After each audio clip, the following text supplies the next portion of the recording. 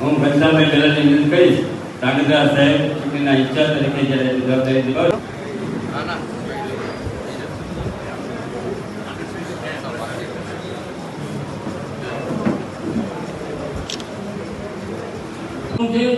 તાલુકાની અંદર પણ એટલી તાકાતથી અને શહેરમાં પણ ધાંગધ્રા તાલુકો સમગ્ર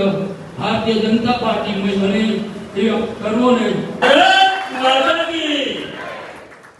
ભારત માતા કી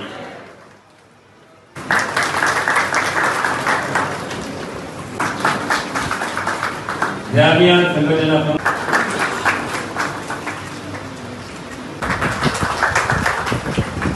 આપણે ગરીબોं સાથે ભારત માતા કી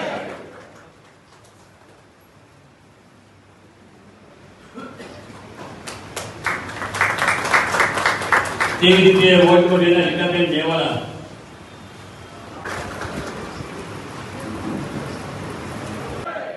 અવાજ ઓછો આવી રહ્યો